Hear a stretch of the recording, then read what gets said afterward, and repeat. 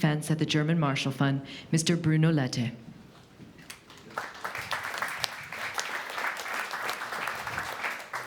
Good morning, everyone. And while we're doing a quick stage change, let me introduce you to the next session, titled Protecting Civilians in Times of Cyber Insecurity. So we at GMF work a lot on traditional teams, but we are also committed to engage on cutting-edge domains. And cybersecurity, admittedly, is one of those domains where our programming has increased substantially over the past years.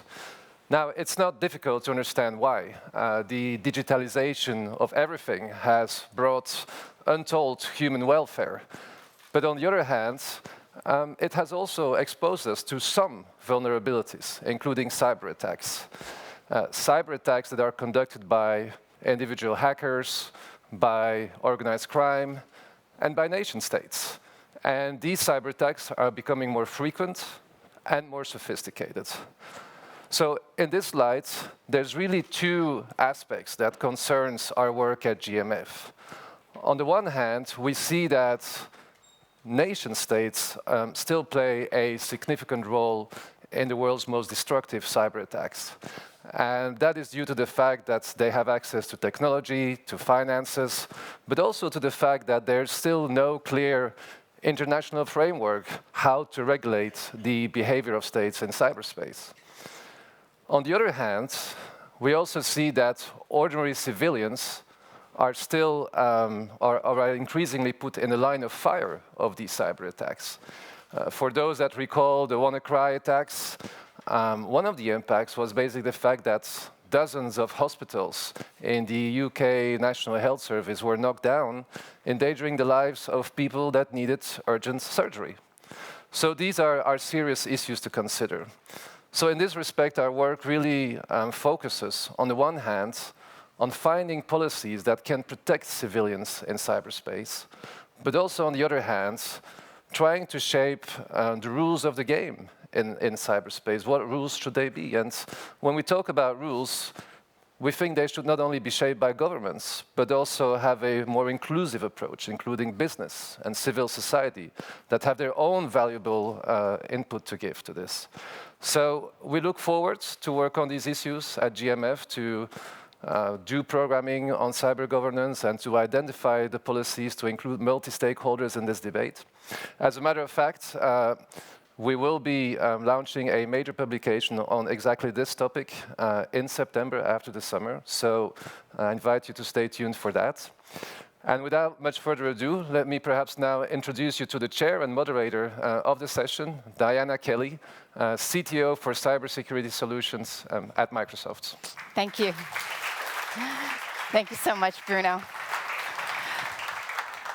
Hello, everybody. How are you today?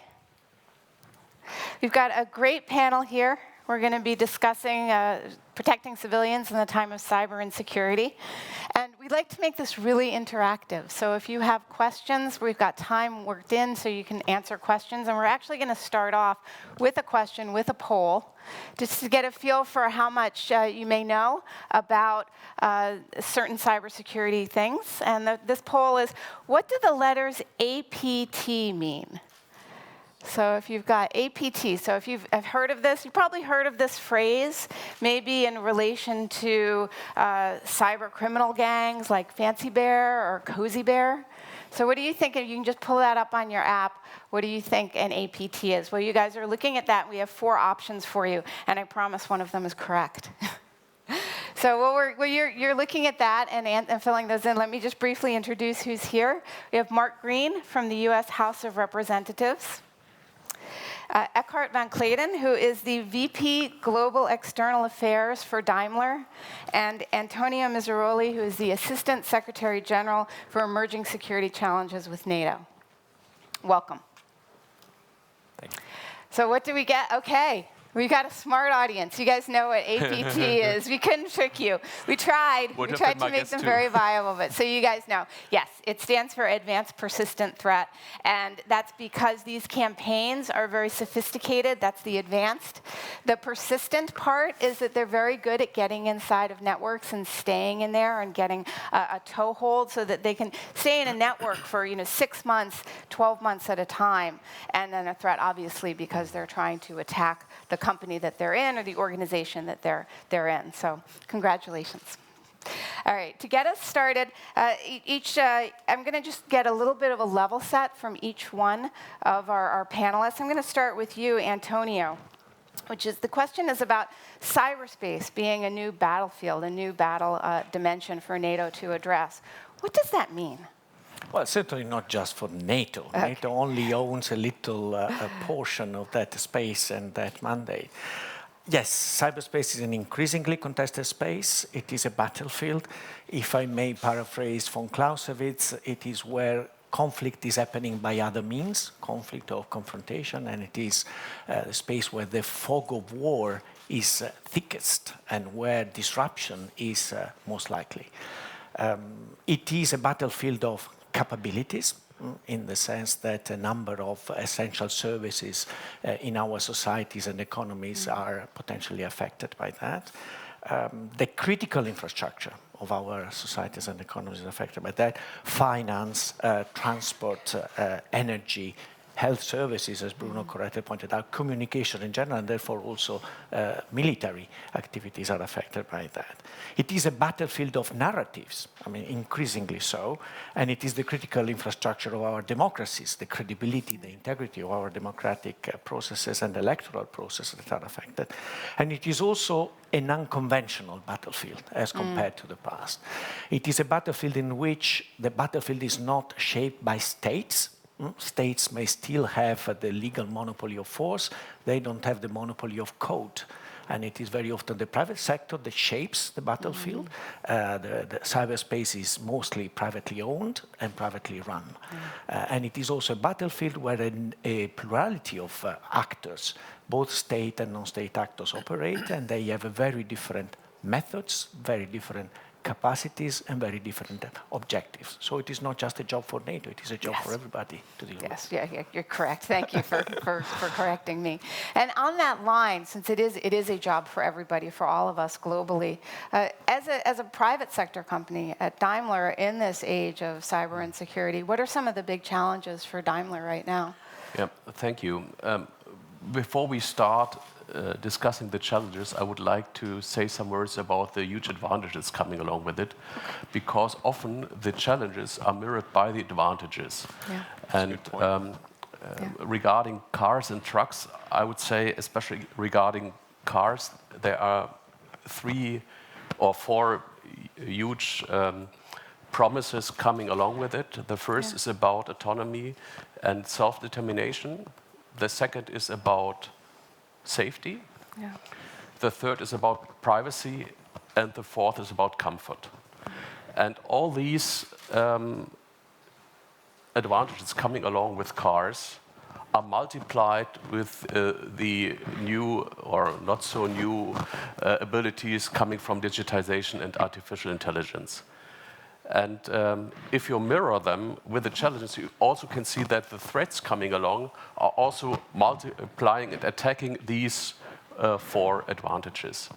And we have seen so far that trucks, cars, and even in a broader sense, devices for mobility, civil devices were used for terrorist attacks. It's starting with 9/11 and civil airplanes. We saw by Daesh the abuse of cars and especially of trucks in Barcelona and Berlin and somewhere else. And these were always with drivers or pilots, human, and if you have all the other abilities, you can see how much the threat could grow and will grow if you do not have the appropriate security answers to that. So, frankly speaking, maybe we will see or have not seen so many attacks with trucks and cars because of the lack of suicide drivers. And if you have cars driving autonomously and trucks driving autonomously, of course the threat will grow. So this is just one spotlight on this, and there are, of course, furthermore regarding the safety and the security of the data, the passengers, the ability to attack the infrastructure within the car, via the car, and then, of course, in the broader sense, all the threats and challenges coming for a company as a general. But maybe this is a spotlight for the opening. We'll be getting a little bit deeper into that. You took us from the positive straight into the suicide drivers. So that's the arena. With positive. All right, Mark. Given what you've heard so far, thinking about what do you think the responsibility is of a state should one of the companies in that state be attacked by another nation state? Sure. You know, first let me just take a second and kind of set the conditions of what we're talking about. You probably have all heard of the DIME model or paradigm of warfare, and you've also probably heard of the domains of war. You know, we think of an attack, we think of a strike against a building, and you see people and you see the wounded. But with a cyber attack, you don't see that. It's a totally different domain. But what you can see is the economic impact or the informational or diplomatic impact on a country. In the United States, 1 in 5 companies has lost IP, intellectual property, to China. The economic impact on our nation is believed to be between $300 billion and $600 billion each year. That's dollars off of our GDP. And our GDP, of course, is what fuels our ability to build the military, to protect the sovereignty of our country and the peace in the world. So it is a direct attack on the United States. And to get more specifically at your question, you take a company like Motorola in 1997 owned 80% of the market share of cell towers and networks in the world. It was a $17 billion company. It did a partnership with Huawei to get into China. They stole the intellectual property, sold it on the market, subsidized by the Chinese government, and Motorola was put completely out of business. Again, taking billions of dollars off the GDP of the United States. An economic attack. And the question is, how do governments respond in a situation like that? If Daimler were to be attacked by a state entity, what is Germany's response? If Motorola is attacked, what is America's response to protect that company and to protect our GDP? And finding that measured response is the challenge that we face as governments today. So that kind of frames the question, I think. Thank you. Yeah, really good. Good way to start. Anybody does that start any questions for anybody? If we have any questions from the audience after the opening comments? Yes, we did one.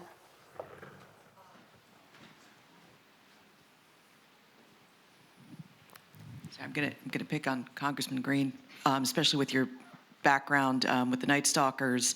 You used to have a target and a way to take out that target. I have been listening for a decade now, it feels like, to conversations about cyber attacks by non-state actors or state actors, and we don't know what to do about it because we're worried about escalation. What would you recommend that country do when a U.S. company is attacked? So there are lots of options out there, On one extreme, the United States government could attack a state-owned entity and release its IP on the open networks. The challenge to us is to create a mutually assured destruction kind of situation, with nuclear. Clearly, they know that if they respond, we have a second strike capability and we can, take them out. And that's maintained peace in a nuclear world. We have to figure out the second strike capability with cyber. And I can just say the United States is leaning very far forward in that area. And my comment to the players in this arena, we see you and we are engaged. Thank you. Okay, we're going to go into a question now for Eckart. So looking at car hacking, recently in an article, cars were noted as a 2-ton connected mobile computer on wheels. The average new car has more lines of code in it than Windows. So when you're in a car, think about that. You really are in a connected computer. You're creating very complex systems now. When you step on the brake, are you actually stepping on the physical brake that's now controlling the brake system? Or are you stepping on basically a game controller, and the software is then indicating to the car system that you need to stop? Right, so these are complex systems, Right. and they've been hacked. Right, Miller and Velasek are 2 famous researchers who a couple years ago actually got into a Jeep and were able to control it, to steer it, to stop it. So given that, should we trust our cars? How can we trust our cars? What do people need to know about automobile security? And what will this mean when we get to autonomous automobiles? Yeah, first of all, the huge advantage of all this technology is that we increase safety and security for the cars, that we give access to mobility for people who had only a limited access so far. Yeah. Children, elderly people, disabled. So there are, and you gain you gain more time within the car, and if you come to trucks, of course, and especially with an electric powertrain, we will see more flexibility, less noise, less pollution. So these are all the huge advantages coming along. And the second thing, of course, is we have to be very, very careful about the threats and challenges. So one reason, for instance, for us, and I would say also for the European car companies, is that we bring autonomous technology on the streets if we are really, there's of course never 100% security, but if we really can say that it's reliable to do so. Our technology, and in some regard also the legal framework, is far than we are acting now. And if there's an accident, and some competitors of us had this, of an autonomous driving car, one accident, it is all over the world news. And an, in quotes, ordinary accident, even with severe consequences, is maybe only reported in the local news.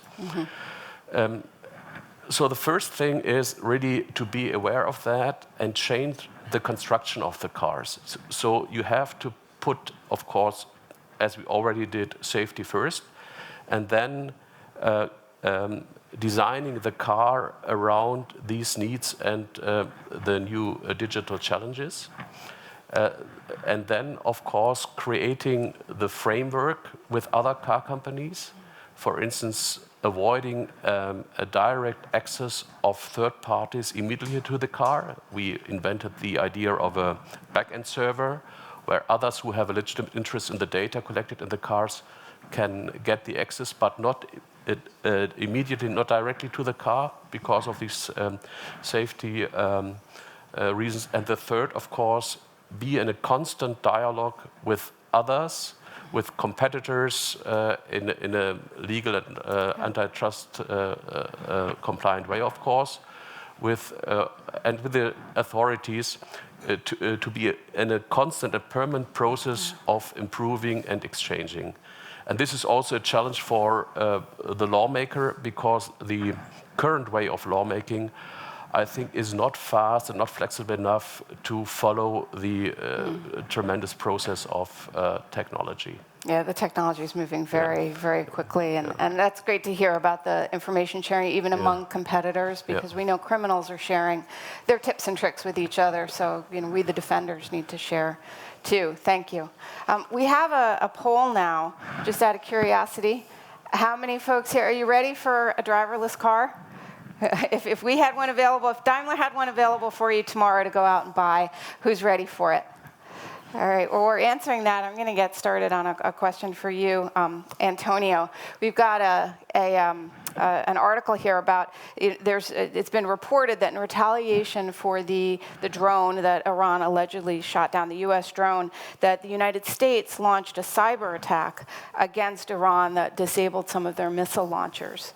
So what are your thoughts on, what can be done militarily and globally in strike back, and does it make sense? Are we, as Mark was alluding to, are we getting into a situation where we're perhaps putting civilians more at risk when we're doing cyber response, or is cyber response something that nation states are going to need to be prepared to do as part of defense? Yes, this is an intriguing question. I mean, it is not the first time that cyber weapons or tools have been used against an opponent. During the fight of the global coalition against Daesh, there were cases in which the coalition used cyber effects in order to disable air defenses by Daesh in order to carry out certain types of operations.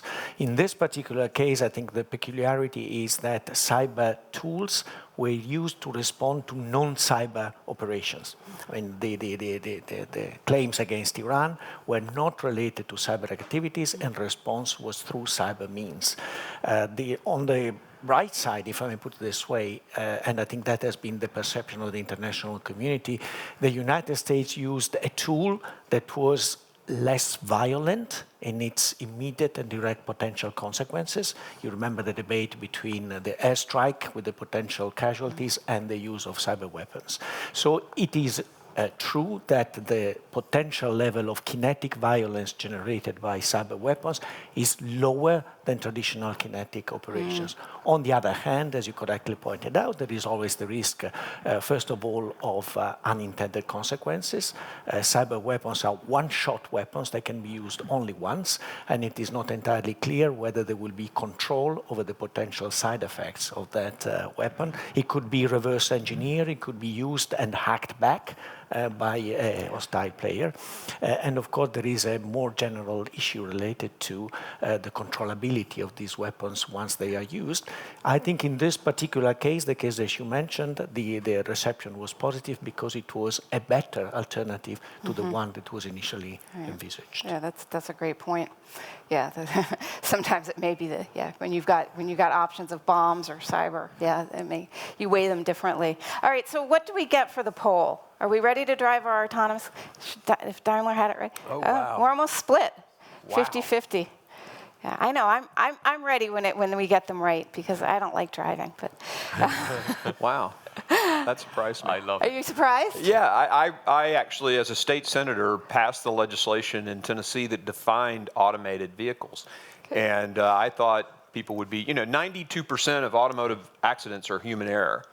So that, as you were saying earlier, the automation actually, even with bad accidents that would occur, is still way more protective than, without it. Because most errors are human. And when the machine takes that away, we're much better protected in the automated space. That's why I'm a little shocked to see that. Although the machine was made by a human, so we That need is true. to make sure that we did it right. They make great cars, though. Yeah, thank you very much. Okay, so pivoting back to Mark and to election security, the Financial Times reported on the U.S. midterms some of the ways that that they were attempts to tamper with them. So they used an example of at DEF CON, which is an annual conference in the United States for hackers, of hackers being able to hack some of the common voting systems by doing things like finding known set passwords that were available, discoverable on the internet, discussions of phishing attacks to get into emails. We saw this also in the 2016 election with the DNC. How vulnerable are our elections, both in the U.S. but also nationally? And what impact will this have to democratic society if they are very tamperable? If they're effective? Yeah. In the United States, our election systems are run by the states. So the Secretary of State of each state is responsible to that state for setting up the systems that run their elections. The question for us at our level, at the federal level, is, well, now this could be impacted by global actors. Should we get involved in the states? And those of you who know our Constitution, whenever the federal government comes in and does what's supposed to be the state's responsibility, that creates a lot of tension in the United States of America. So we're struggling with that issue. And do we have the authority to tell a state, well, we're going to kind of take over this domain and protect you from the hacks? It appears from the past, all of the retro analysis, that there were no machines hacked in any election to date, although the capacity is there. Most states now in Tennessee or in America are doing a paper backup system. So you have the electronic system, but you also have the paper. And those states that are being rated as, more prepared, better prepared, have that paper system. The ones that don't are being told you're really not ready for the next attack. So that's sort of where we're struggling with this. The ramifications of having an election hacked are huge. But it's not just the hack, right?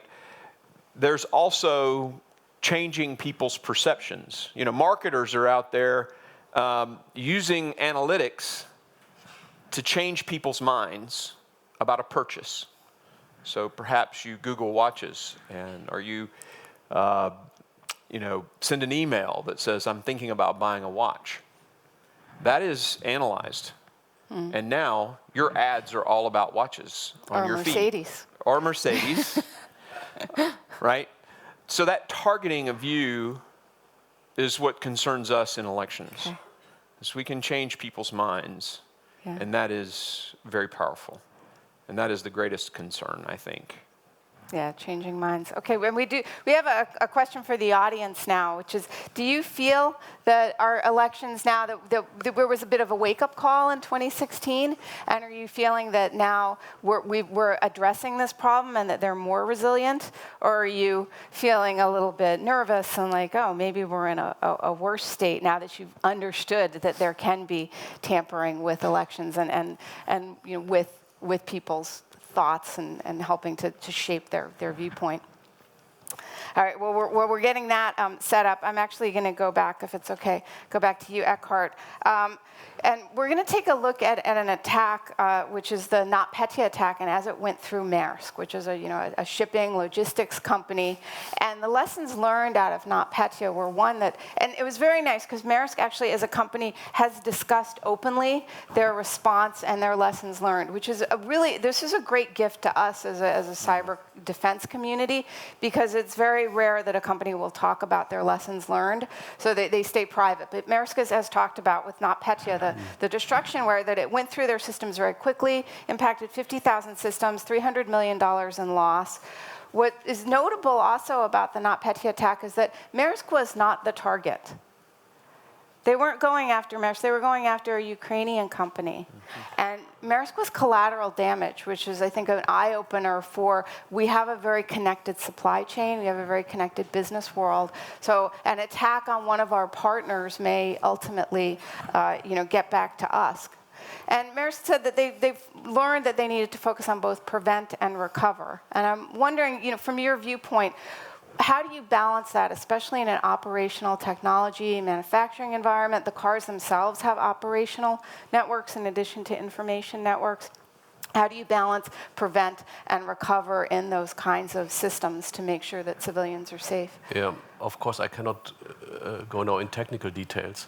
Yes, but the main thing, of course, is what I already said, is being aware constantly about the threats and challenges from and the ongoing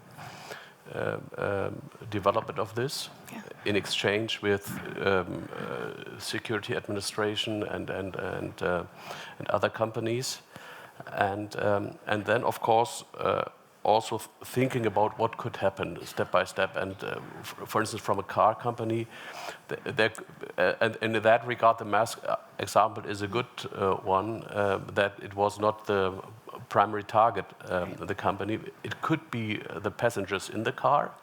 So for instance, if you close the doors that they cannot leave the car and steer the car somewhere against their will, it could be somewhere someone around the car. It could be the infrastructure, or the car or the truck could be used, or the company to attack another company, or even the infrastructure of the country. And for all these different layers of threats, you have to have your own answers and to improve and constantly improving them. I would say this, and this of course is a huge challenge.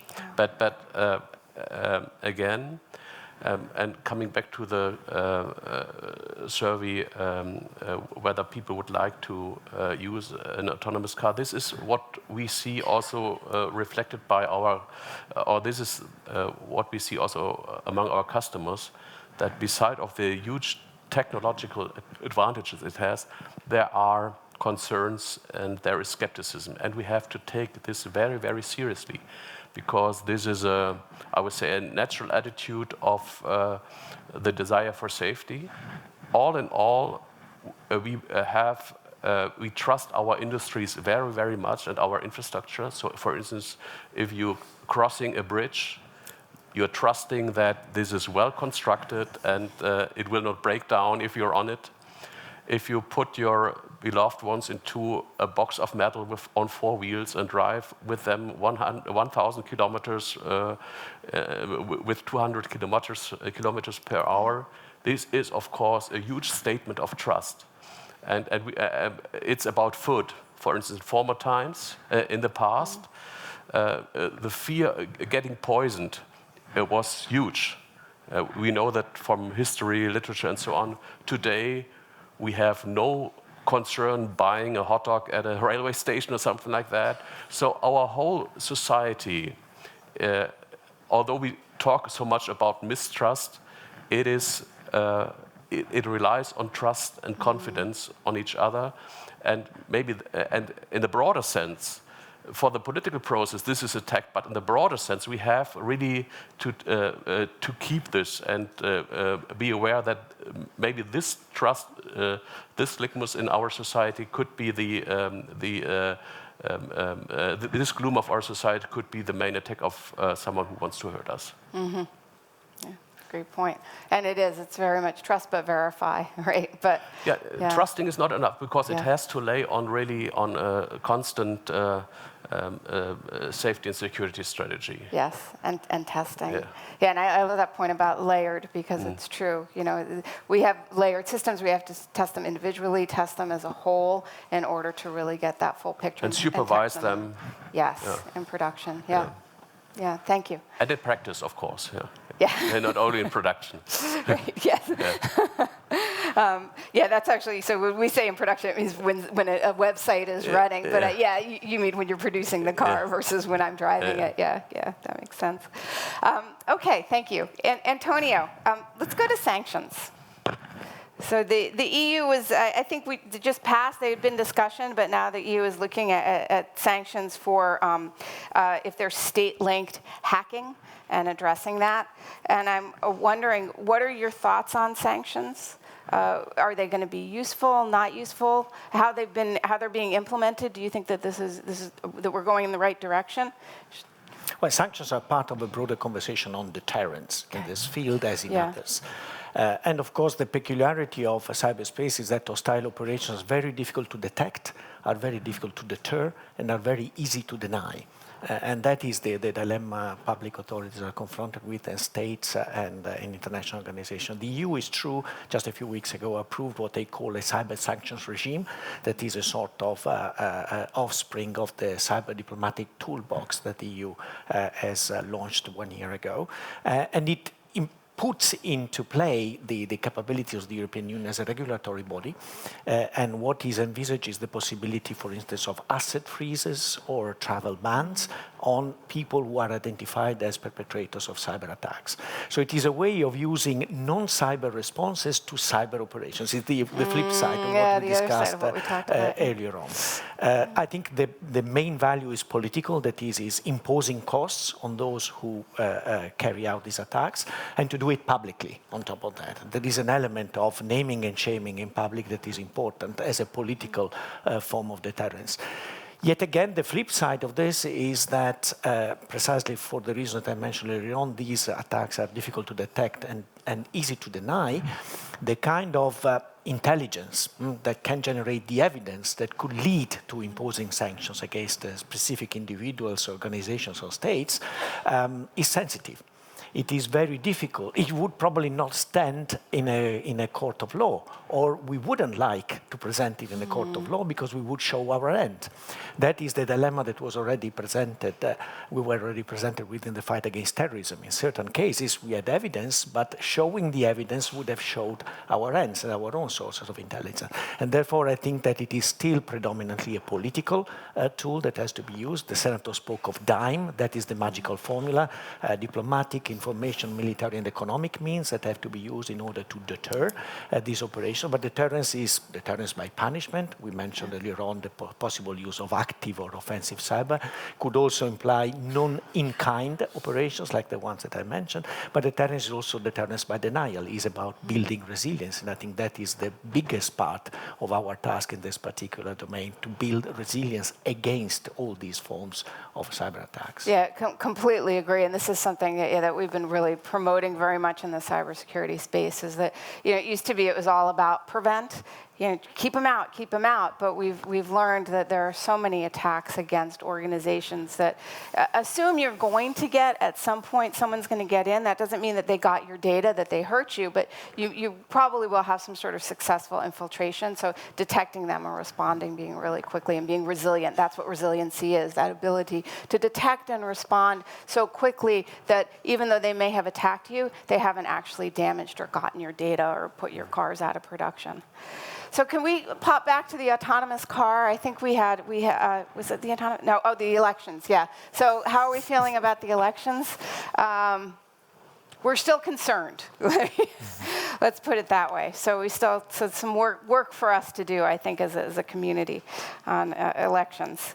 And in that vein, going back to you, Mark, looking at spreading out beyond U.S. elections and even going out beyond the specific campaigns itself. But we've seen some activity, and it's reported here in this piece on the EU elections, activity not just at the campaigns or at the candidates, but going at the think tanks. So that, again, to your point about influencing mind, right? The think tanks, those organizations that monitor elections. So now that's where the attackers are spreading out. So what are your thoughts about that, and about, again, what we can do to address this? Sure. My response is very similar to what's been said already. It's about all aspects of national power. Sanctions is an option, right? But that's only one arrow in the quiver. At some point, a cyber attack becomes so devastating that a kinetic response might be appropriate. And how you measure from the extreme to something that's less than the extreme becomes the real challenge for nations. Whether it's an election, or whether it's a weapon system that's disabled, or an attack on one of our companies. Our challenge is first, of course, attribution, which hasn't been mentioned yet. Okay, I missed that. But that's the first step, is figuring out who actually did the attack, and then, of course, measuring the response based on what the attack is. And again, being willing to go outside of cyber to create that deterrence is, I think, critical. When someone knows that, for example, NATO or America will respond kinetically if a cyber attack is bad enough, hopefully that's a deterrent.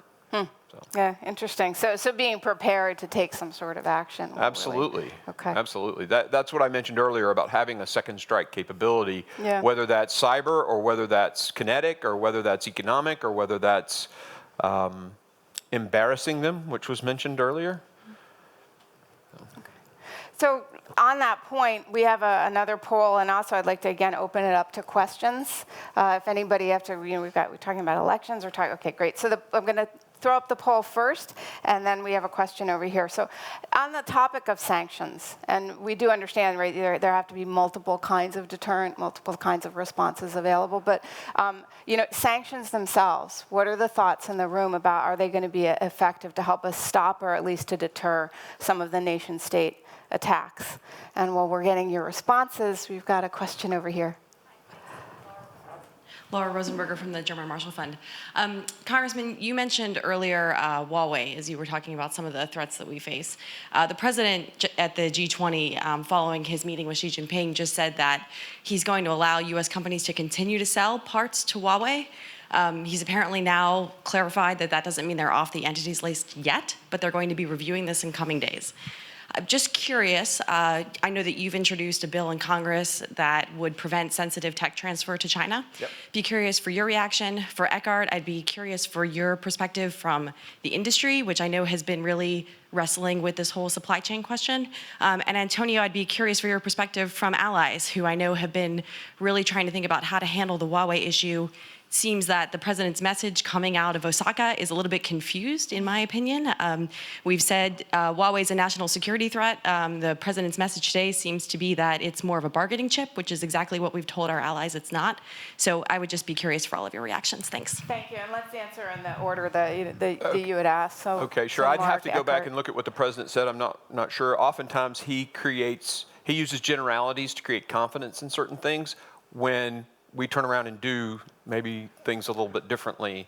And so I would have to go back and look specifically at what he said. In terms of my bill, you know, we can't allow, when a company does business with China, because of their involvement, their company's involvement in the state, and the state's laws which say they can go and take from those companies whatever they want, that is in China's laws, we have to have confidence that when that company does business in China, a lot of things aren't happening. Number one, that military secrets and technology isn't being transferred to the PLA. But what about human rights? I mean, Google, when you do a deal with China, give us some assurances that the technology that's being used isn't going to be used against the Muslim population in eastern China. So there's lots of demands that we should be doing on those companies and in that technology transfer. Not just make sure technology doesn't get to the PLA. So. Okay, thank you. Eckart. I would say this is just one part of a broader development we see. We regret, but nevertheless we have to adjust. And this is more or less in all major markets, with the exception of the European Union. So this process of deglobalization, decoupling, you see more or less everywhere. We have concerns about some spare parts we cannot use any longer in China, for instance, coming from South Korea, and we have also debates on Huawei in the US. And my answer to that would be we should,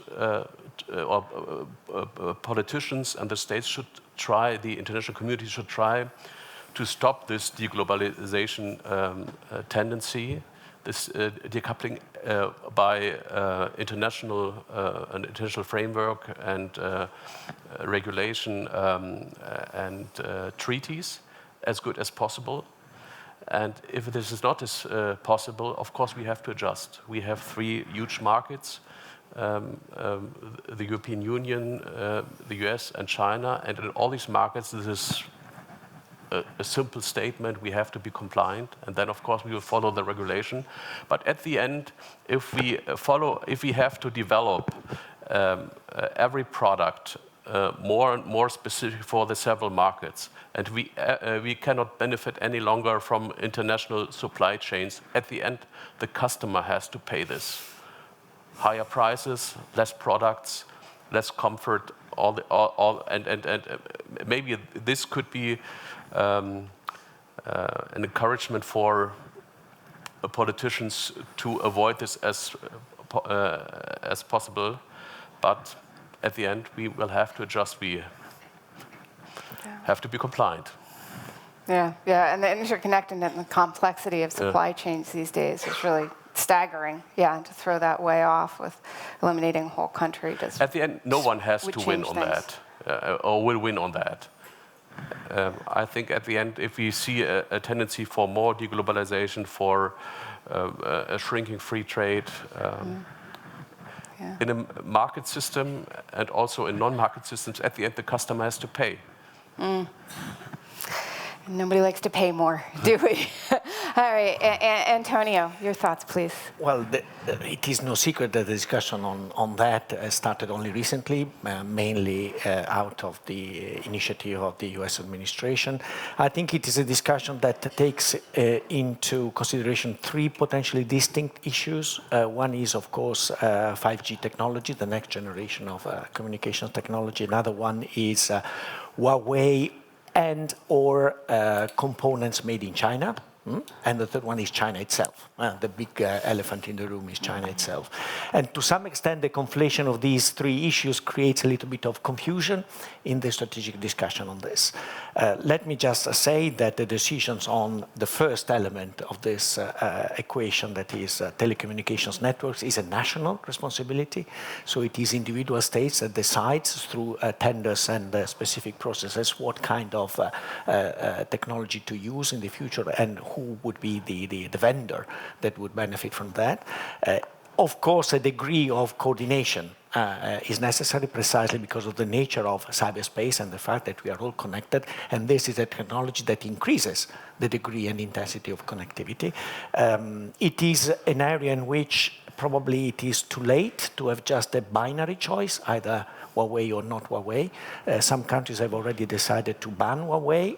Australia is probably the most spectacular case in point, but in Europe, I think the Czech Republic has gone down the same route. Other countries are already working with Huawei, also in Europe, and therefore it is extremely difficult to have a one-size-fits-all approach to this.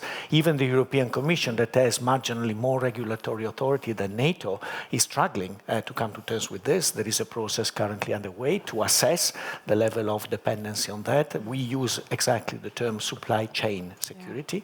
It is a trade-off between the way people put it is economic prosperity on the one hand and security on the other. And we know that security is by nature and definition a trade-off in this particular domain. And I think this is a moving target, and I think the conversation will continue for quite a while precisely because it's crucial. At the same time, decisions are being taken as we speak on national contracts that have to be allocated this year and next year. I think a majority of EU member states will decide who to give responsibility for the 5G network. Yeah. Interestingly, and the planes coming over at the airports, there are a number of Huawei charging stations, and I didn't see anybody hesitating. They were just going up and going, oh, it's power. So they were plugging in. Yes, we have a question over here.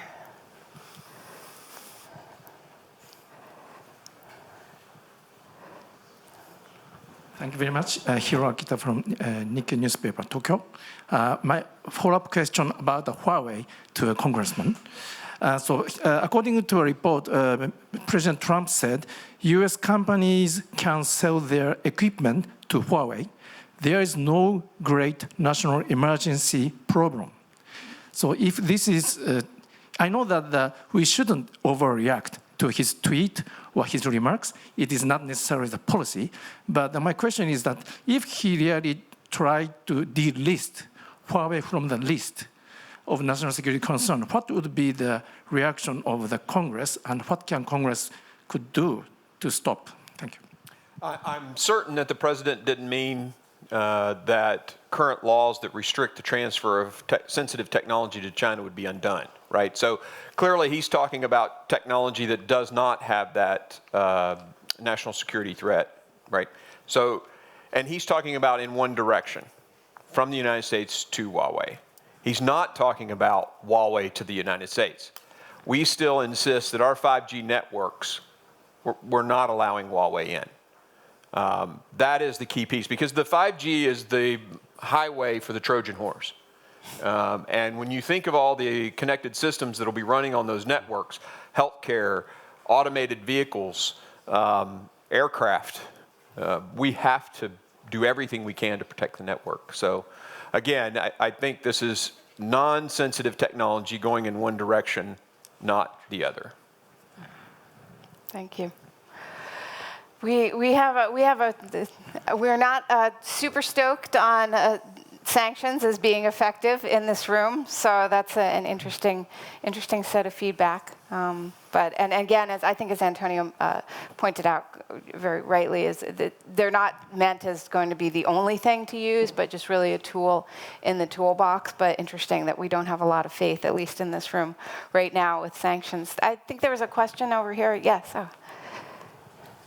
Yeah, hi, I'm Kevin Jonkers with Deloitte. I work in cybersecurity, so there are a lot of investigations into these types of attacks. And I think one of the key problems we see is with attribution of some of these attacks. So I hear about sanctions and retaliation, deterrence, those type of things. But how do we think, or how does, I'm interested in NATO perspective mainly, I think. How can we deal with the lack of a decent attribution or doubts about the attribution of a specific cyber attack in the future? Antonio, do you want to lead with that? Well, attribution is a complex process, especially as carried out by states. There is an element that is traditionally called forensics that can also be carried out by private actors. It is often carried out by private actors and companies. And it is very, very technical. There is a second level that is about assessing intent and motivation, and it is more an intelligence type of work that is carried out by intelligence agencies. And there is a third level that is the political public element that is going public about that. First of all, it is entirely possible to do attribution without going public. I mean, there are countries that already practice this by reaching out to the identified perpetrator and say, listen, we know that you did that. Stop it, or we will take countermeasures to that effect. But of course, there is also an element of public attribution that has become more frequent recently. A number of states attributed NotPetya to Russia and WannaCry to North Korea last year. So that is not a secret that has happened. I think, yet again, attribution requires to some extent unveiling evidence, and that is a very, very difficult issue to do. But of course, there is also merit in just saying, intelligence agencies tend to say, it is highly likely that the actor behind this is A, B, or C. It could be a state actor, it could be a state-sponsored actor. You mentioned APTs at the start of this conversation. APTs traditionally are state-sponsored actors. And there could be also non-state actors, including potentially terrorist groups or criminal gangs. And of course, depending on who you want to deter, you have also to calibrate your response in that particular domain. In this field, there is no such thing as a sort of international legal regime or international agency, such as the International Atomic Energy Agency in Vienna for nuclear, or the OPCW in The Hague for chemical weapons, and therefore there is also, if you like, a vacuum there that we are all confronted with. I think that the drive towards attribution is increasing by like-minded countries, potentially by coalitions, possibly also by international organizations as such. But attribution is just the beginning of a process, because after attribution, there must be a follow-up. After you attribute, what are you going to do about that? So attribution is, in this respect, not the silver bullet, but it could be a step in the process. Yeah, it's a great point. It's true. Once you figured it out, are you going to take the action? The tree falls in the wood. Well, our time is just about up, and I wanted to have everybody close with something. A lot of times you go to a talk like this and you kind of walk away with, well, now what? So I've asked each of the panelists to give us a sort of a call to action, something to go read, something to go do, a takeaway from this talk that they'd like you to go with. And I have a takeaway for you I'll start with, which is if you're at all interested in what encryption does for securing civilians and people, but you're kind of scared of encryption because it's a lot of math and it seems really kind of weird and hard to get a handle on, there's a book called Simon Singh called The Code Book. And this book is so readable, you could take it to the beach with you on summer vacation. So I highly recommend, if you're interested in what encryption can do to help protect us but don't understand encryption, take a look at Simon Singh's The Code Book. And I'm going to start with you, Eckart. What's your takeaway for everyone? Yeah, first of all, maybe I would recommend if you try not only ours, of course, at best ours, but not only our products, and see what kind of contribution to safety and comfort already are there via assistance systems we have. you maybe get an idea what is going on and will come further. The second is we always need the right balance between data privacy, data protection, and data security. We maybe missed a little bit the data privacy because if we talk so much about security and surveillance, we have to keep our freedoms. And the third is there are so many politicians and policymakers around.